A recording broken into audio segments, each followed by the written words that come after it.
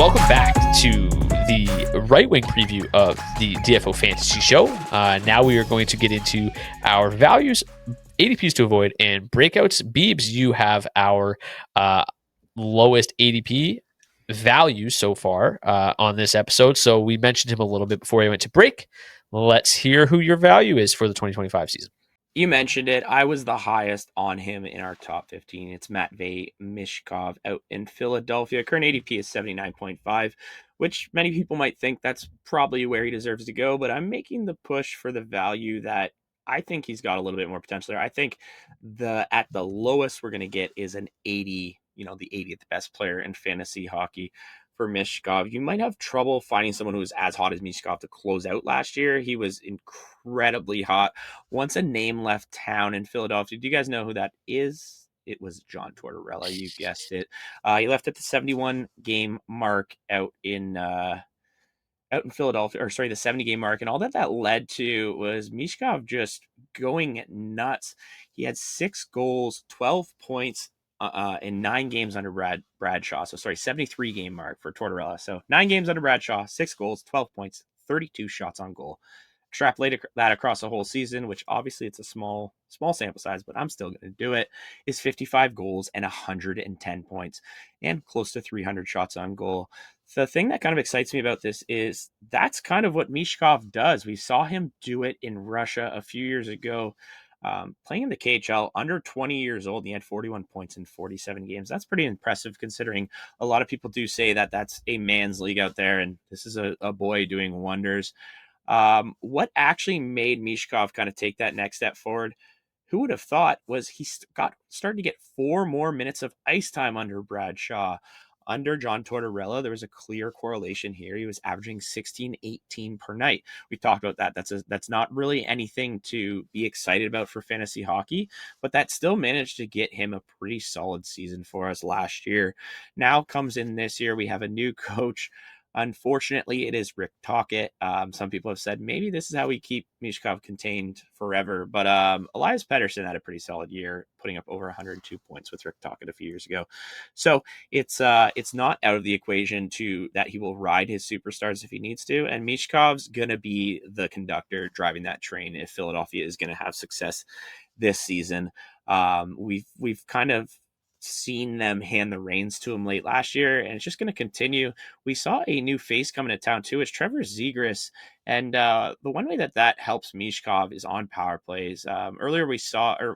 Earlier in the season, we saw him have success, kind of have teams adjust to him. Now that Zegras is in town, he has a true center who can run that top power play, and I think that should only help him. Philadelphia last year, 30th ranked in the NHL. We've talked about it with other players. It's almost like Boston. There's just too much talent here to keep it 30th ranked in the NHL. So I think if they take a little bit of a step forward and Michkov does that, he could become an 80-point guy. And with that, I got him at like 35, 45. He is, and I think that's honestly being a little generous. His ceiling seems incredibly high. He seems like the type of guy who wants to shoot the puck 4 or 5 times a game, who wants to play 21, 22 minutes. And with that, it's really just going to take him working on his defensive play. If he can do that, he can gain Tocchet's trust. And if that's the case, I completely think you're laughing at his value here at 80 in the draft.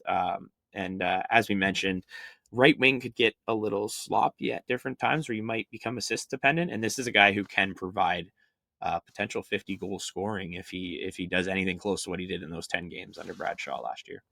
Yeah, I think the one thing you don't even have to look that far or that small of a sample size. If you look back to basically the start of February, he had a 27 game stretch where he was on pace for 286 shots. So, obviously we like to play the extrapolation game. If he continues to shoot 13%, that would be a 37 goal campaign. So huge return on investment if you get, a 37 goal, 285 shot Michkov. I'm definitely higher on Michkov than I am Zegras, but going shortly after, yeah.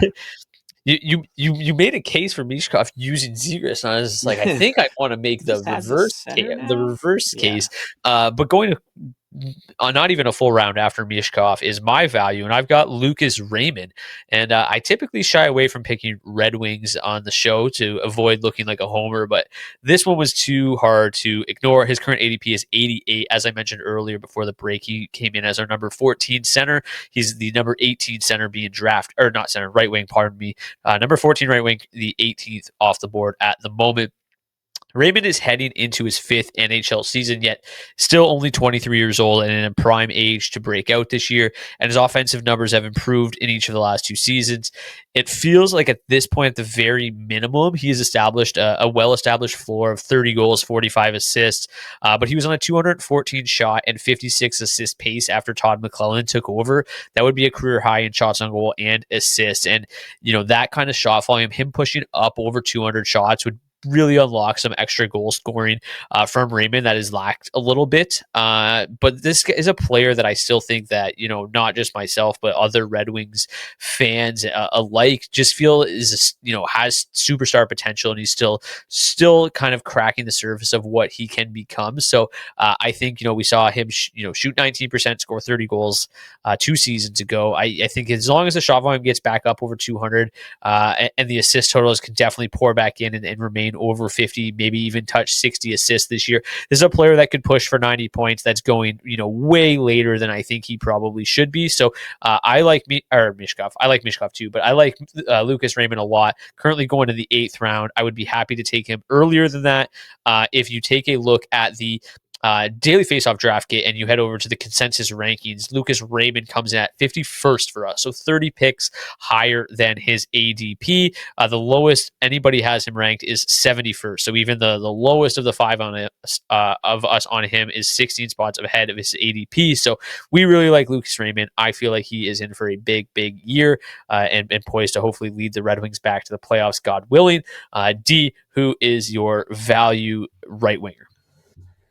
Yeah, we're going to go back to Philadelphia here. Owen Tippett was a guy who rose up the fantasy draft boards last season because of his ability to kind of chip in all categories, and had a pretty disappointing year, but I think we're kind of poised for a bit of a bounce back here. He was limited to just 60 minutes a night last season, still managed to produce across the board in those extended formats. The raw production is where we were a little disappointed, just 20 goals, 23 assists to show for his efforts across 77 games, but still managed to rack up 189 shots and 115 hits in that reduced role.